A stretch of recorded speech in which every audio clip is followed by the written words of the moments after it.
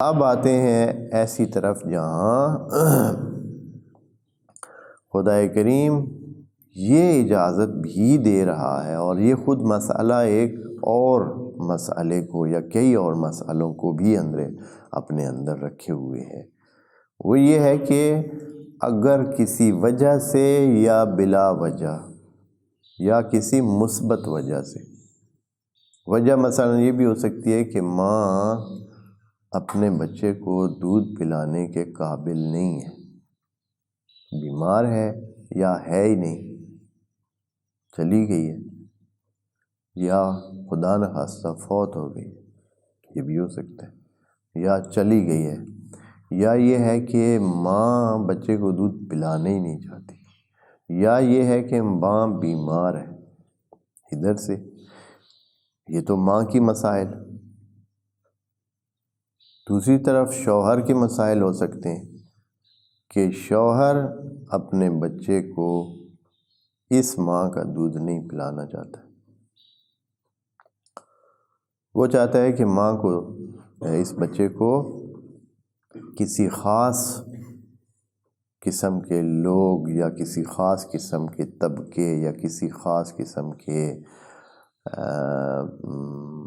ثقافت والے یا ذہنیت والے یا عادات والے یا خصلات والے لوگوں کی ماؤں سے دودھ پلوائے، کیونکہ دودھ کیا ہوتا ہے؟ وہ مؤثر ہوتا ہے، چاہے جینیاتی طور پر یا وہ جو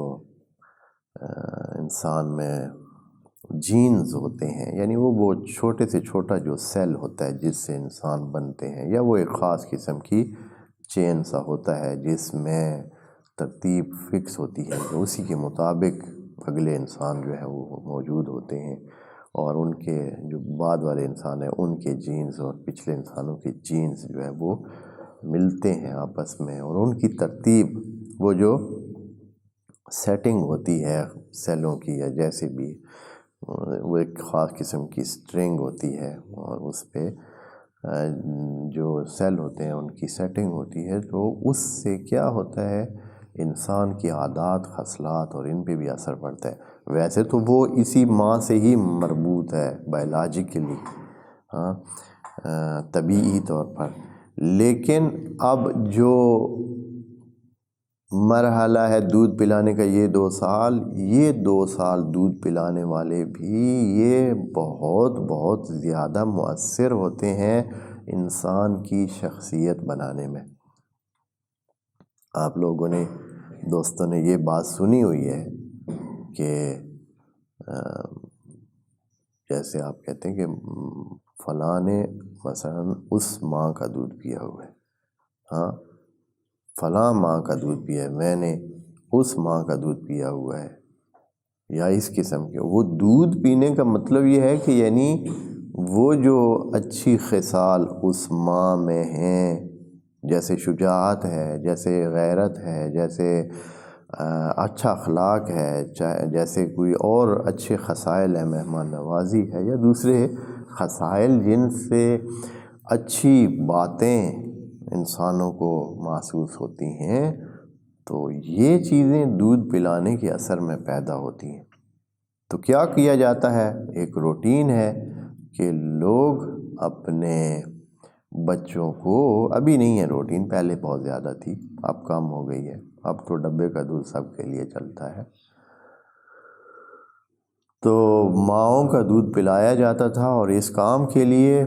وہ مائیں جو دودھ پلانے کی صلاحیت رکھتی تھیں وہ بھی ریڈی ہوتی تھیں، اور ایک قسم کا کاروبار تھا کہ جیسے کہ، اور اس وقت مائیں بھی اس طرح، جیسے میں نے پہلے بھی کہا، وہ اپنے بچوں کو بھی دودھ پلاتی تھیں، اور حتیٰ ایک اضافی بچے کو بھی دودھ پلانے کی حیثیت ان میں ہوتی تھی۔ اب تو ایک بچے کو بھی نہیں پلا سکتی ہیں کہ اتنا جو ہے وہ سلسلہ کمزور ہو گیا ہے، جسمانی اور روحانی اور اپنا نفسیاتی طور پر ہی تیار نہیں ہے چہ جائے کہ پہلے تو نفسیاتی طور پر تیار ہو بندہ، پھر جسم خود بخود اس کے لیے آمادگی بناتا ہے، اور پھر اس کے لیے جو غذائی ضروریات ہوتی ہیں وہ پوری کی جاتی ہیں۔ تب جا کر ایک ماں ایک بچے کو یا ایک سے زیادہ بچوں کو بھی دودھ پلانے کی صلاحیت رکھتی ہے۔ یہ بات جو خدا کریم یہاں فرما رہا ہے، یہ خود اس بات کی بھی دلیل ہے کہ ایک ماں ایک سے زائد بچوں کو دودھ پلانے کی صلاحیت رکھتی ہے۔ ویلا ایسے تو نہیں ہے کہ کسی بھی وقت کسی بھی خاتون کو آپ بچہ دے دیں کہ بھائی ہاں جی میرے بچے کو دودھ پلائیں۔ وہی خاتون دودھ پلا سکتی ہے جو خود کیا ہو، خود بچے دار ہو۔ جس کا خود بچہ ہوا ہے اس کا وہ بچہ موجود ہوگا یا نہیں ہوگا، اکثر تو ہوگا، تو تبھی خود اس کا بچہ موجود ہوگا، وہ بھی دودھ پیے گا، ساتھ وہ ماں ایک اضافی بچے کو بھی دودھ پلانے کے لیے کسی کے ساتھ معاہدہ کر سکتی ہے۔ تو یہ خود اس بات کی دلیل ہے کہ خدا کریم کے قانون فطرت میں ایک سے زائد بچوں کو دودھ پلانے کی صلاحیت خاتون میں موجود